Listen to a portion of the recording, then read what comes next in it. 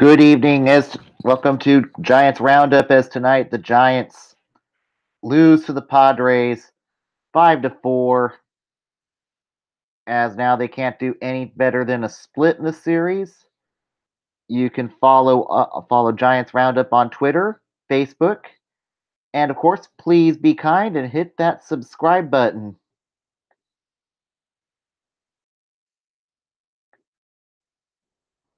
And yeah, it was typical Giants, and the Padres played the Giants rough like always, and they can't do any better than a split in the series now. And now it's going to make tomorrow's game that much more imperative to get a win because now they're 6-8, and you can't fall too far behind with going to Arizona on Monday. So that's certainly one thing that is imperative is they need to get a win tomorrow some way somehow. That way they can get a split, and 7-8 would be a lot better than 6-9 because they could plausibly fall to fourth place by the time they get out of San Diego tomorrow. And that's not exactly a position they need to be going into the end of the month. Because if they drop that series against Arizona, then it might be time to say sell, sell, sell, sell, sell. But they need the bullpen needs a break at this point. The bullpen's been worked the last couple games. And despite this, and after the Stratton start, it's just the bullpen fatigue is the common theme again, as the starters just can't get past 6 innings, and that isn't a big area of concern. That is really concerning. And the Friars got started early, sacrificed to center to score Perella in the first inning to make it 1-0. Then to make matters worse, to make it 3-0, it was Christian Villanueva with a home run. And it was a solo home run. My bad. Christian Villanueva's solo homer to left to make it 2-0. And yeah, then Holland pitched okay for the time being. Yeah, then we get to the fourth inning. Top of the fourth, Evan Longoria hits a bye-bye baby to tie the game at 2 apiece. And Longoria had a good night. Went 2 for 4 tonight. Now his batting average is up to a .176. Now hopefully tomorrow he can get over the Mendoza line. And then Austin Jackson singles to left to score Brandon Crawford. Giants take the lead 3-2. All is good there. And that was unfortunately Austin Jackson's only hit of the ball game. And then in the fifth inning, the Giants get an insurance run to score, get an insurance homer by Andrew McCutchen to make it 4-2. So all is fine there. And that was the only hit. McCutchen went 1 for 2 and is hitting .214. So he needs to hit more, get a skosh more hitting going on. And then the Padres do their damage in the fifth inning as Holland just ran out of gas as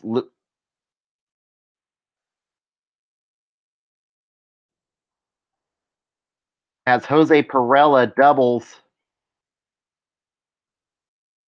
to deep left center to score Ellis. Scores AJ Ellis. It's 4-3.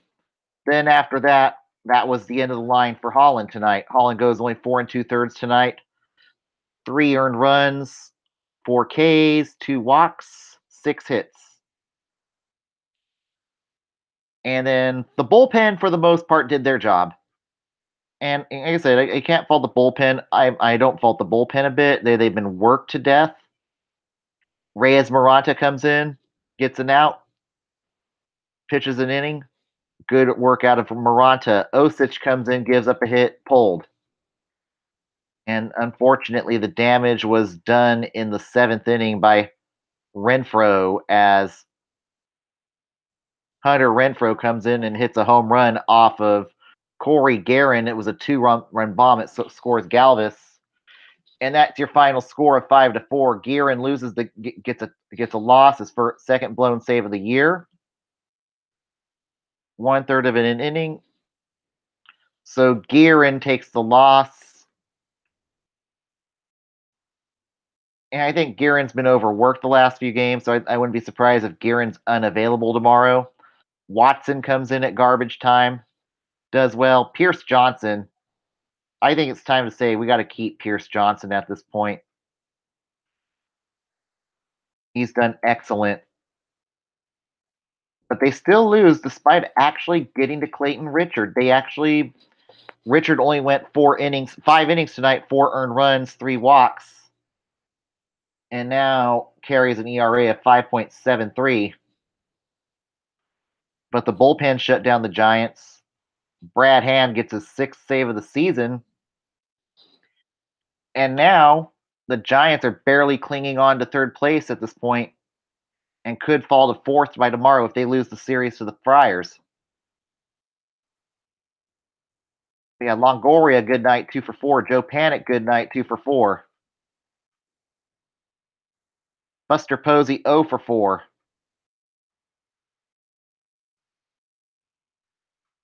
Gorkis Hernandez, 1 for 3. Got a rare start in left field tonight. And I think we'll see Pence back in the lineup tomorrow. Hopefully he can get back on track.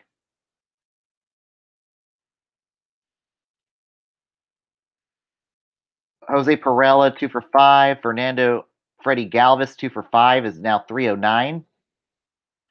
Hunter Renfroe near the Mendoza line. Chase Headley, 0-43 at this point. And I think the Yankees are happy that he's no longer playing there right now at this point.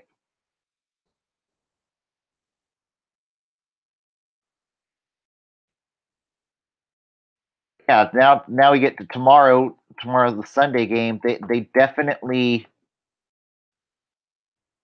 the Giants need innings out of their starters tomorrow. That is imperative for Tyler. Okay, Tyler Beatty's getting his second start tomorrow. So this is going to be a game where, unfortunately, God, the pressure is really going to be on the kid. He's going to need to eat some innings tomorrow. He's going to need to be good, and that's going to be hard for a kid who doesn't exactly have the best control. That is something Kurt Young's going to have to drill him on tonight is control. Tomorrow, Beatty cannot be affording to walk batter, give free passes tomorrow. He needs to be dialed in tomorrow.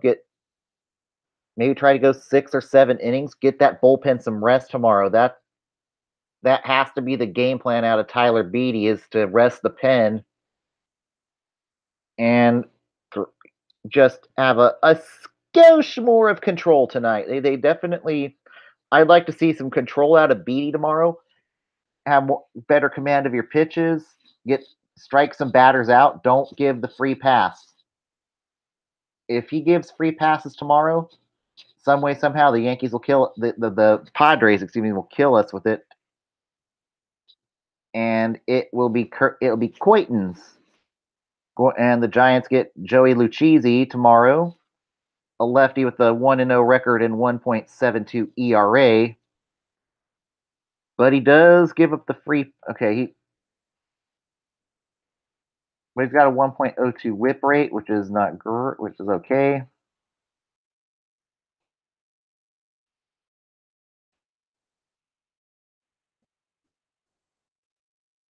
But this is sort of a must-win for the Giants tomorrow. They cannot afford to lose the series. I mean, getting a split, I think they really needed to win the series going to Arizona, truly. But if you lose 3 and then go to Arizona and lose that series, you are really digging yourself into a hole this early in the season. But I think in the next series, too, we are going to be seeing the return of Johnny Cueto and possibly Jeff Samardzija. I do have some Jeff Samardzija news tonight. Samardzija did pitch in San Jose tonight. I'm going to look up the results here.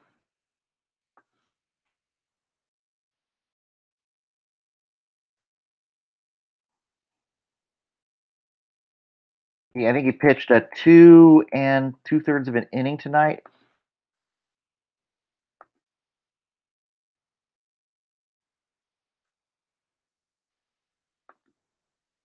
But he didn't look great against the Ports. That's the bad news. So we're going to figure out Samardzija's situation this week, but I think he's going to return to the rotation next week as they really need guys, starters, to eat some innings right now.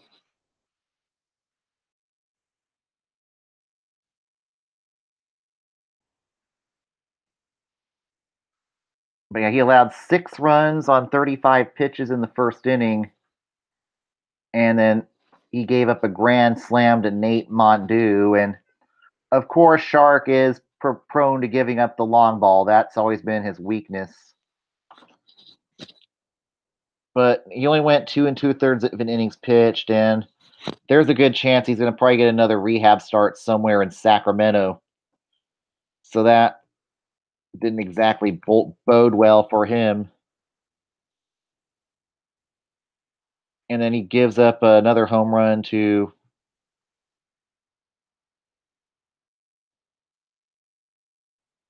but it's possible he gets another start before he gets called up. So that might be a bit of a setback there. And it looks like Mark Melanson may not be pitching this season, so that's not good news there either. Melanson gets a stem cell injection in his pronator on Thursday to heal a muscle, which is not good news at all. And his pronator muscle did not heal as well. The good news is there's no ligament damage. But if that pronator cannot get going soon, I really think in the coming days you're going to see Mark Melanson go on the 60-day disabled list. And you may have to discuss the possibility of eating the rest of his contract. After this year, they have paid. I'm going to do the math here. Give me a second. 31 million the last 2 years not to pitch. I think maybe the best thing they can do if Melanson still does not look ready to go by next year is to start possibly looking at negotiating a buyout, try to find a way to avoid his contract, or just eat the rest of his contract and pay him 31 million maybe next year not to pitch for the Giants. That's something that may have to happen, and Melanson just needs to get healthy. I just don't know if he'll ever be the same pitcher either. There could be a possibility that if Melanson suffers another setback, he could be forced to retire. This is not good news at all. But hopefully, Samardzija doesn't need another rehab start. He'll be ready to go. But it looks like he may go to Sacramento, get one more rehab start before returning to the rotation. We'll see. I think a lot of it's going to come down to how well Beatty performs tomorrow before they make a decision. Hopefully, like I said, Beatty can get 6 innings, 7 innings out. Maybe his command's better, and that's going to be key to getting a win tomorrow. And we could see Nick Hundley play tomorrow since it's getaway day. I certainly think Nick Hundley is going to be in the squat tomorrow, so he'll have Nick Hundley probably catching for him. So Nick Hundley is going to have to be patient with the youngster tomorrow. I certainly think we see Nick Hundley back in the rotation, and we'll go from there.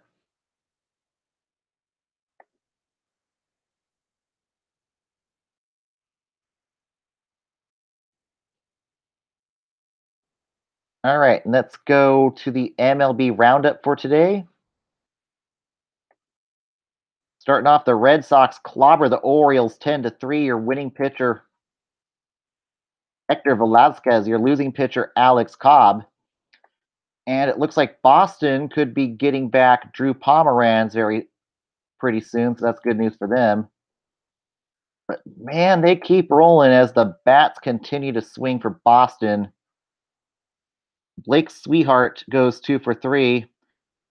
Alex Benintendi 2-for-5. Hanley Ramirez 2-for-5. JD Martinez 3-for-5 with a home run. Hanley with a home run. Yes, those bats are swinging in Boston today. Pedro Alvarez 2-for-3 with a home run for the Orioles. And that was the only mistake Velasquez made today. And Marcus Walden closes today, gets the save for the Red Sox. And Alex Cobb, oh boy, in his not a great debut at all for Cobb with the Orioles today. 8 runs, 10 hits, 7 earned, 0 Ks in 3 2/3 innings, and now has a wonderful ERA of 19.64. And then Miguel Castro eats 2 innings. But they just teed off on Alex Cobb today with the home runs and the doubles. Not a good greeting to Fenway today for Alex Cobb. The Nationals beat the Rockies 6-2. Your winning pitcher, Max Scherzer. Your losing pitcher, John Gray. Bryce Harper, Giants public enemy number 1, goes 2-for-3. Matt Wieters 2-for-4 with a home run. And yes, the bats were silent for the most part for the Rockies. John Gray, 5 2/3 innings pitched, 5 Ks, 5 earned runs and 6 Ks, and now has a whopping ERA of 6.23. And Scherzer just dominated today. 2 earned runs and 7 innings pitched, 11 strikeouts. And the Cardinals beat the lowly Reds 6-1. Your winning pitcher, Mike Mikolas.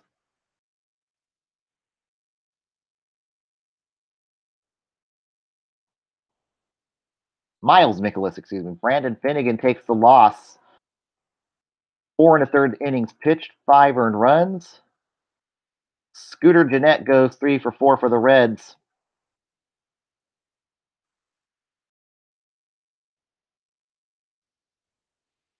Greg Garcia 3-for-4 for the Cardinals. Tommy Pham 3-for-4.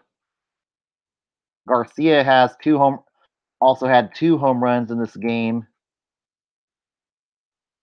And Mikolas 1 earned run in 7 innings pitched.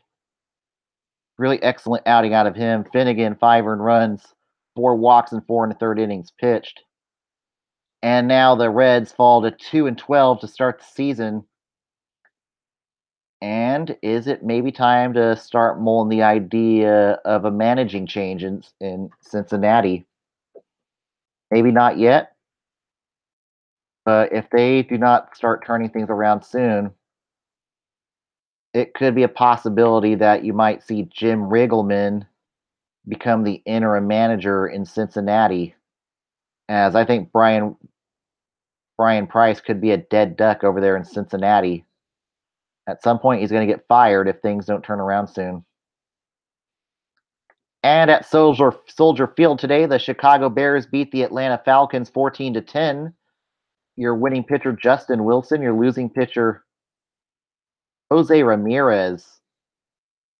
And the bats were going today for Atlanta. Ozzie Albies 3-for-5. Freddie Freeman 2-for-5. Kurt Suzuki 2-for-3. And for Chicago, Ben Zobrist, have yourself a game. 3-for-3. Chris Bryant 2-for-3.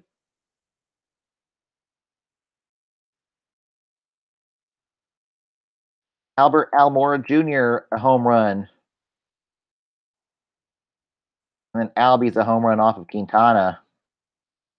Oh, ouch for Jose, no, Jose Quintana, no bueno, no, no. Seven earned run, 7 earned runs in 2 1/3 innings for Quintana, 4 walks, and now an ERA of 8.16 for Quintana. Definitely looking awful for the Cubs to start the year. Hopefully, he can turn it around in the month of May, as they are going to need him down the stretch at some point. Eddie Butler, 3 runs, 2 earned in 3 2/3 innings, but the rest of the bullpen does settle it down. Sean Newcomb wasn't too bad for the Braves. It was an opposite story for the Braves. The starter did okay. Newcomb was 3 runs, 2 earned, 7 Ks, 4 walks. The 4 walks were bad, but passable. 3 runs, 2 earned, and 5 1/3 is not bad at all. But it was the bullpen that did the Braves in today. Daniel Winkler, 2 earned runs in 1 2/3 innings pitched. Luke Jackson, 2 earned runs in 1/3 of an inning pitched. Jose Ramirez, 5 earned runs in 1/3 of an inning pitched. Sam Freeman, 2 runs, 1 earned without recording an out. That was just, ugh. Those are just games that will piss off, and that cannot be a good feeling for Brian Snitker right now. That is never a good feeling out of the manager. And the Phillies beat the Rays 9-4. Your winning pitcher, Jake Arrieta, as he gets his first win in a Phillies uniform today. And Chris Archer takes the loss in another stinker today for Archer, as his trade value just keeps going down the toilet right now for Archer.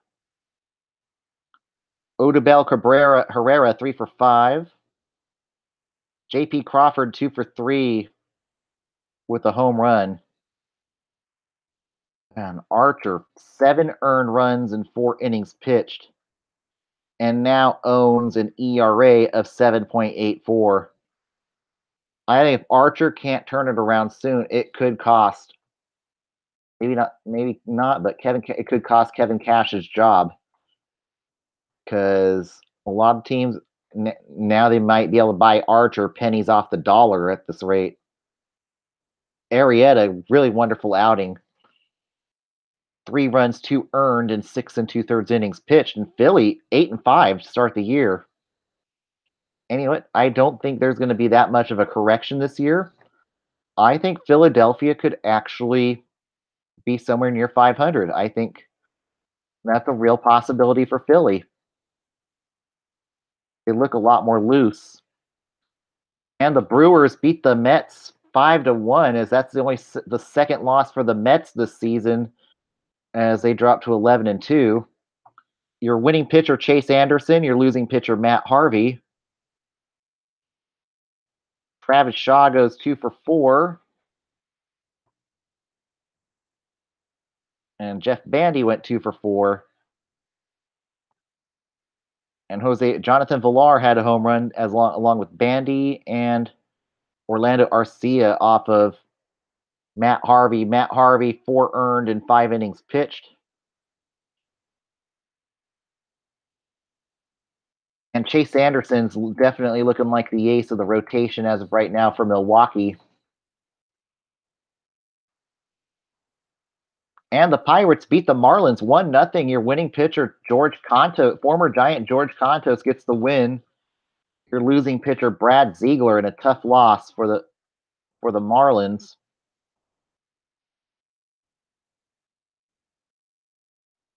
Francisco Cervelli goes.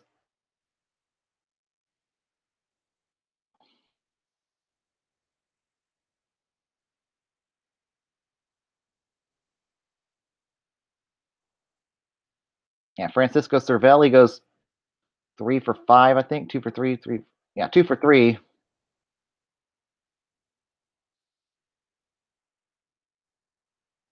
And Tylon was good despite giving up 3 walks. Trevor Richards definitely looking like a good starter for the Marlins thus far. And just a tough loss for Ziegler, as Ziegler now falls to 0-3 with an ERA of 8.10 to start the young season. And the Angels beat the Royals 5-3. Your winning pitcher, Garrett Richards. Your losing pitcher, Julio Junis. Jacob Junis, excuse me.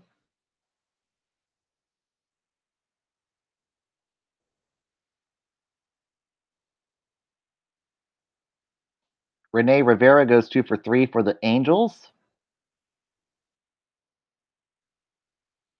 And Junis, 4 earned runs and 4 2/3 innings pitched.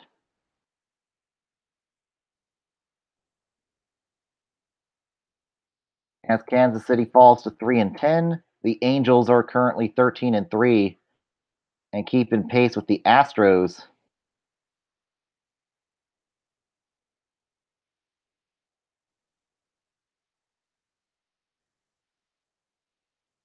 And the Rangers beat the Astros 6-5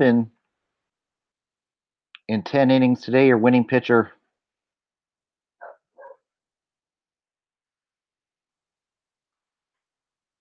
Keone Kela. Your losing pitcher, Will Harris.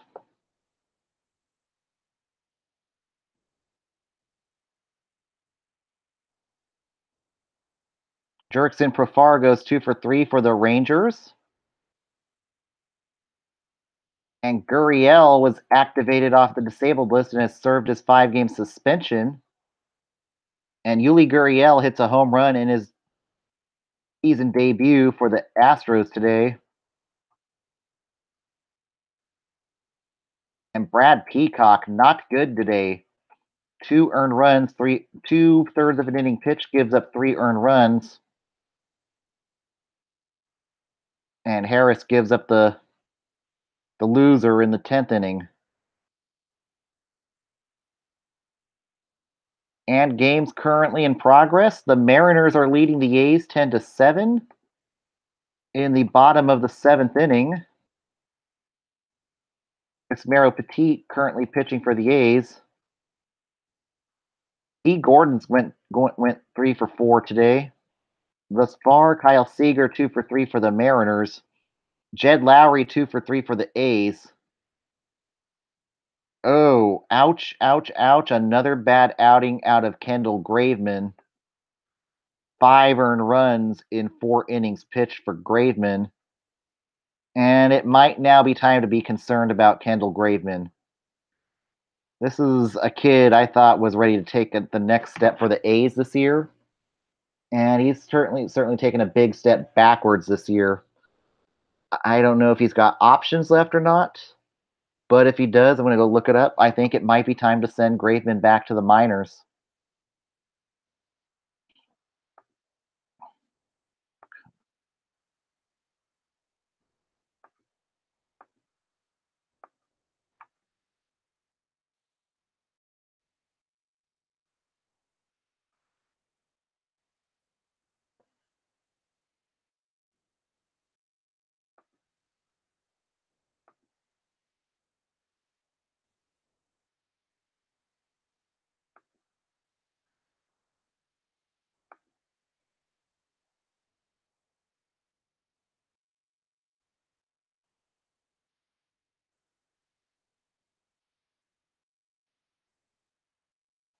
But also, it could be time to consider moving Graveman to the bullpen at this point.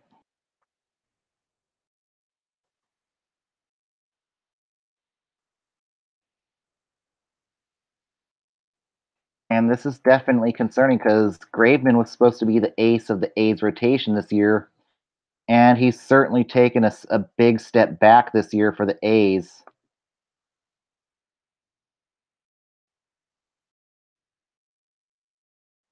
And this is very concerning.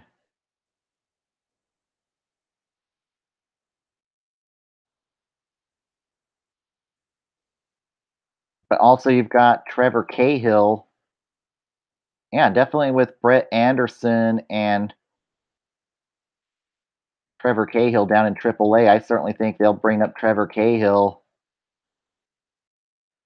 And this could likely be the end of the line of of Graveman as a starter. You could see Graveman being demoted to the bullpen, or if he has options, maybe getting sent back to the minors.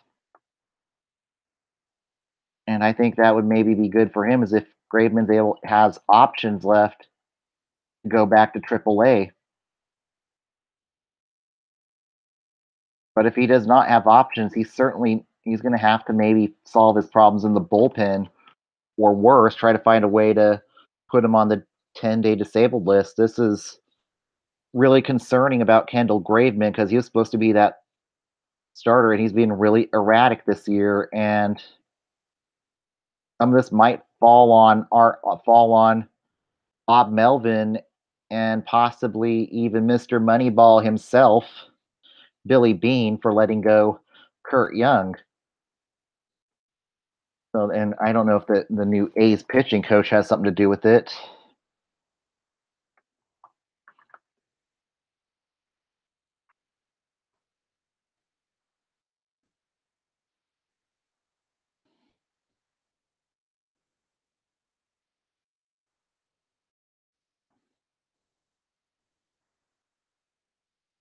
Okay, Scott Emerson needs to really take a look at fixing Kendall Graveman's issues. That's something that Emerson, he's going to have to earn his stripes if he can get Kendall Graveman right here sooner than later. Daniel Colomb, not that much better. 3 runs, 2 earns, and 2/3 of an inning pitched. Emilio Pagan, 2 earned runs and 1 1/3 innings pitched.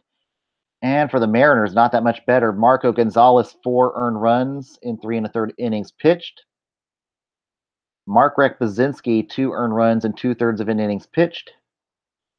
Nick Vincent, an earned run. So definitely not a good day there. And the LA Dodgers are losing to the Arizona Diamondbacks currently lead the LA Dodgers 9-1. Jorge De La Rosa out of the pen right now, pitching for the D-backs in this garbage time. Paul Goldschmidt goes 3 for 4 with a home run in this game. AJ Pollock 2 for 4 and hits 2 home runs today for the Diamondbacks. Alex Avila with 1 for 3 with a home run. Yasiel Puig hits 2 home run has hit 2 doubles for the Dodgers today, and he's been the only offense for the Dodgers as they're about ready to fall to 4-9 with 2 outs left in the bottom of the 9th inning. T1 Walker left the game early with an injury. Only pitched 2 innings.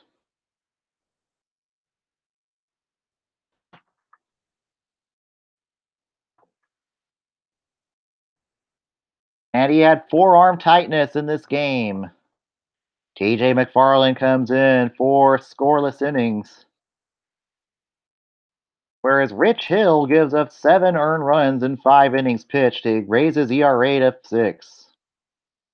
And Wilmer Font gives up 2 more earned runs in 2 innings pitched.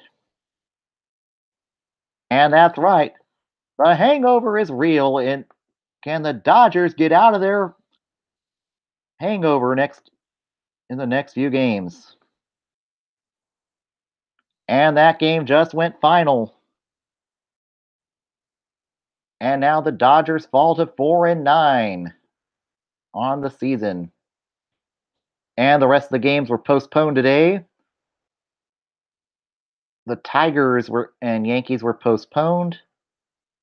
Twins and White Sox postponed today and tomorrow due to Mother Nature saying it's still winter over there in Minnesota. And yes, snow has been a big problem out there in Minnesota. And I don't even know if those games will get made up or not. But 3 out of 4 games of the series has been postponed due to snow. And snow also reaches havoc in Ohio, as the Indians and Blue Jays were postponed due to snow, as they get a surprisingly late spring snowstorm in the Midwest that is looking more like winter in the Midwest.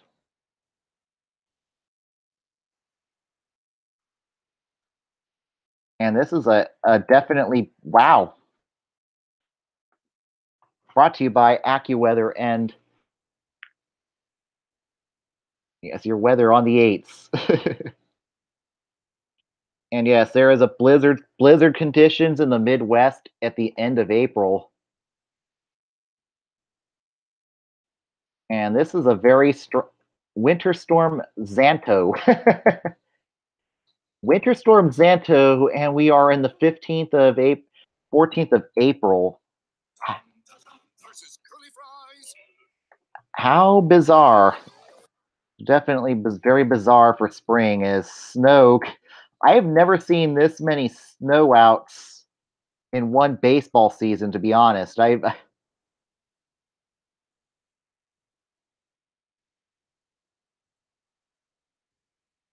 and it's definitely wreaked havoc in the Midwest, and we could definitely see more snow outs tomorrow.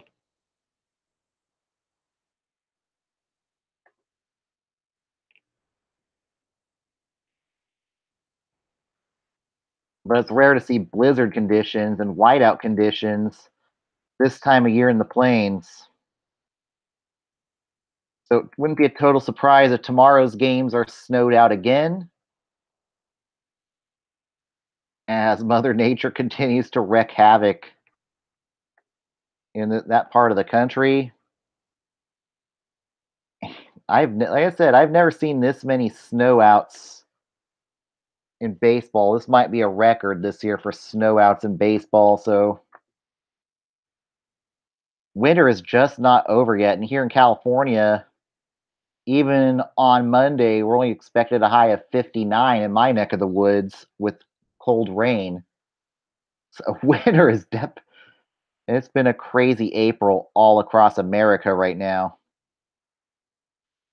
Now let's go to the PCL roundup.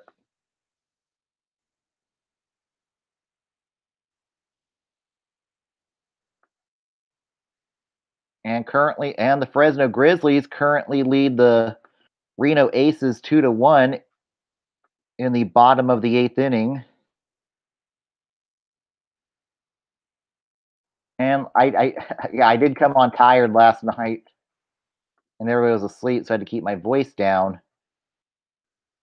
But I had a fun experience last night out at Chancey Park. There was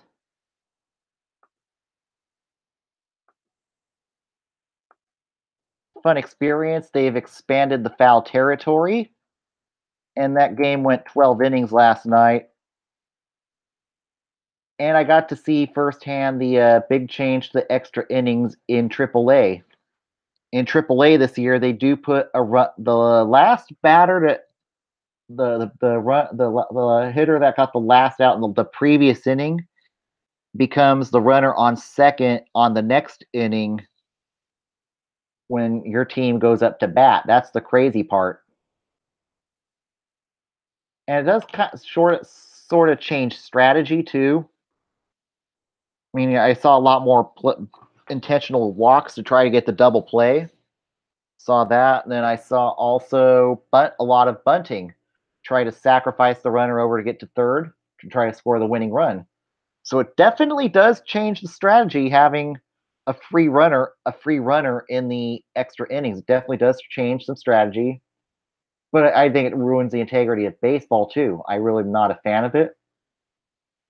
And I did see the expanded netting at Chancey Park last night. That was the good thing I liked. And then now some of the section that rarely ever gets sold out or people sitting in those sections, they're being taken out for renovations.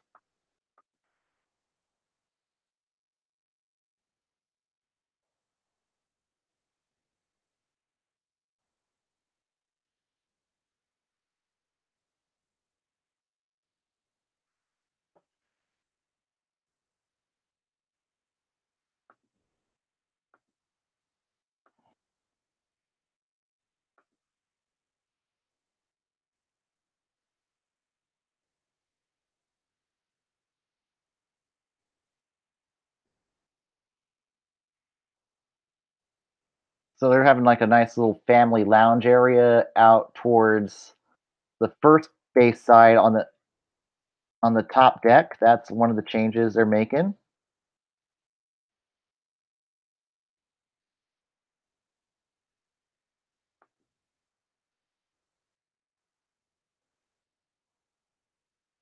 But they're also got more plans to do more renovations to the ballpark later this year to make it more family friendly. They lowered the price of beer, and I don't drink anymore, unfortunately. Probably won't be drinking for a while. But they lowered the beer price from $8 to $5 this season. And now they're doing like post game entertainment.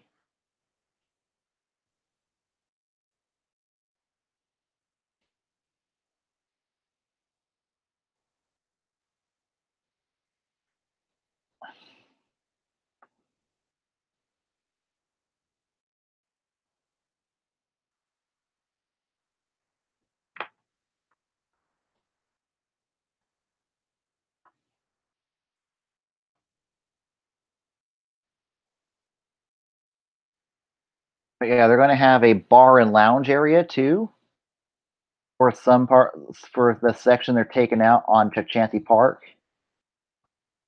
And it's right below where they have all the other lounges.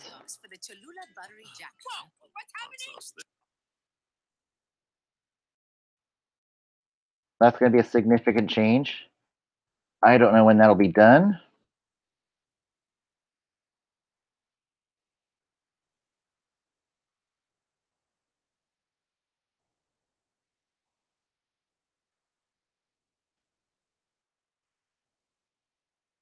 Yeah, it's going to be on the.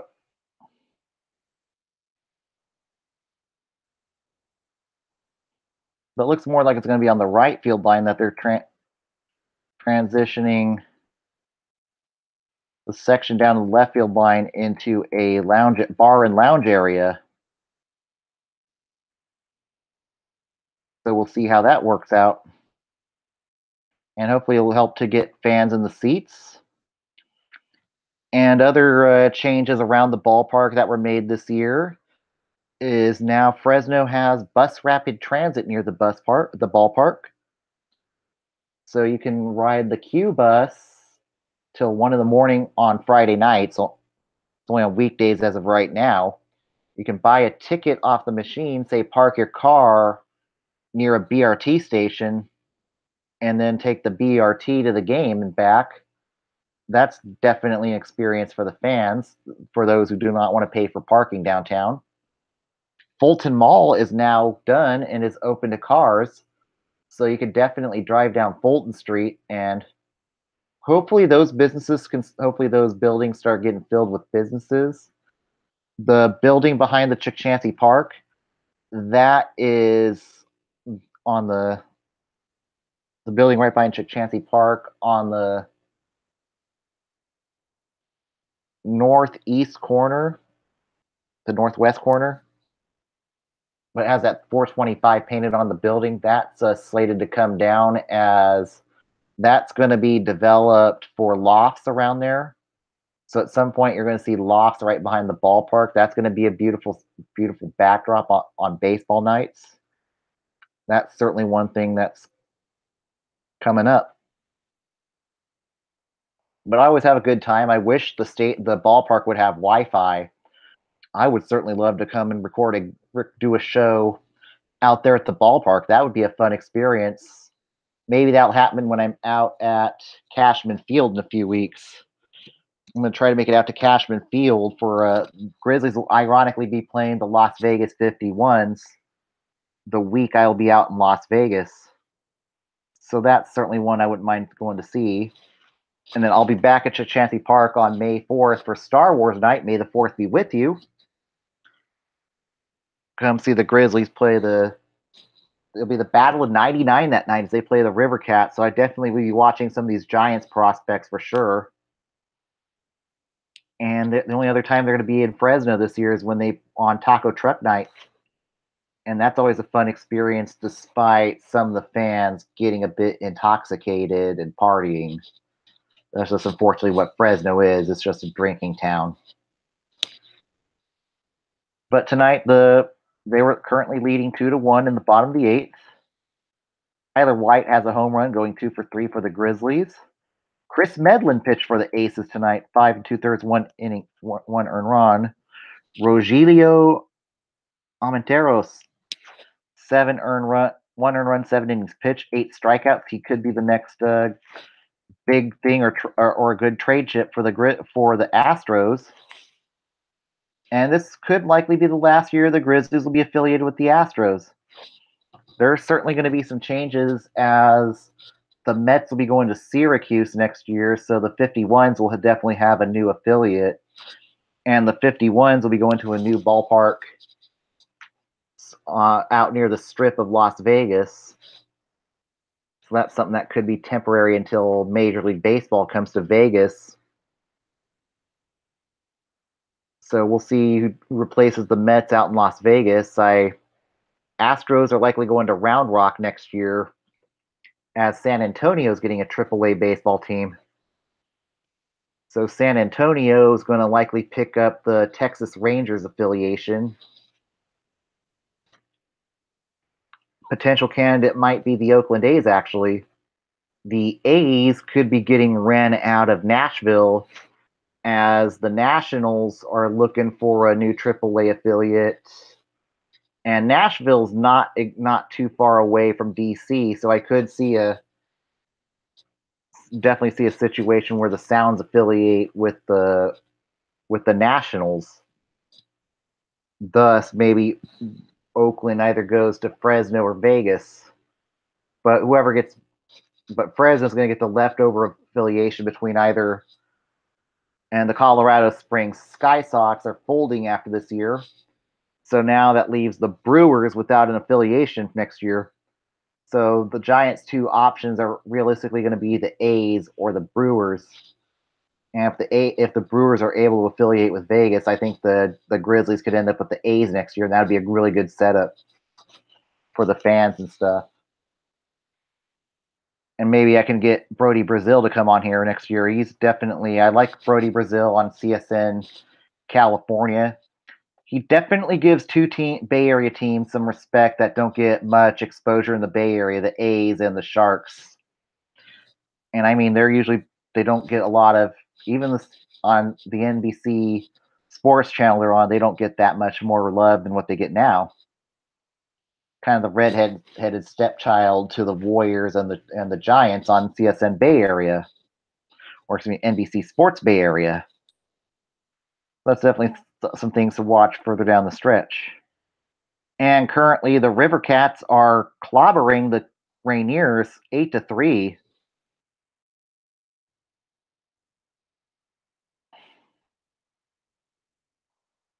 And stay hot, Mac Williamson, 2 for 3 in this game. Chase Darnaud 2 for 4. Alan Hansen 2 for 4 for the River Cats. Max Pavse 6 earned runs and 3 innings pitched, 4 walks, 5 Ks. Eric Rodriguez, not too bad, 3 unearned runs, 5 strikeouts, 3 walks. Yohan Gregoria now pitching out of the pen, 2 scoreless innings. Tyler Rogers, pretty good night. Hopefully we'll see Submarine or Tyler Rogers up with the Giants by the end of the year. Let's go around the Bay Area. Definitely it looks like the Warriors flipped the switch today as they dominated the Spurs 113-92 to take game 1. And Draymond Green, 34 minutes, 8 rebounds, 12 points. Kevin Durant had 24 points. Klay Thompson, 27 points, as they just looked all right without Steph Curry. And maybe they did flip the switch, and maybe it's also the Spurs adjusting to life without Kawhi Leonard. And it's hard. Rudy Gay was top scorer with 15 points. Patty Mills, 5 points. Pau Gasol, 6 points. And the Spurs are going to be toast if Patty Mills does not step up here. And also currently in progress in the NHL, the San Jose Sharks at the end of the second period, lead the Anaheim Ducks 3-2. And they did give up a goal like right at the beginning of the game. Jacob Silverberg with a goal 40 seconds in the game. And then Marcus Sorensen responds with the goal at 9:41 with an assist from Brandon Dillon. And then Logan Couture gives the Sharks the lead in the first at 14:41 with the power. That's right, they've had 2 power play goals. So the power play has definitely been better in the postseason thus far. And Couture gets a power play goal with the assist from Joe Pavelski and Kevin Money in LeBanc. And then Evander Kane and Jacob Silverberg get into it, both getting roughing minors at 6:12 in the first period. And then in the second period, Tomas Hertl gets a goal with an assist from Mikkel Bodker and Cooch Logan Couture. And then they give up a goal to Hampus Lindholm at 7:51. As they are in the second intermission. Now 1947 left in the third period. And of course, you can catch the recap on Teal Town USA later tonight. As I'm getting ready to wrap it up here. Thanks for tuning in tonight. Hopefully we get the split tomorrow. Come on, Beatty, come on, Beatty. We need some innings out of you. You're our only hope. Everybody have a good night, and I'll see you tomorrow afternoon.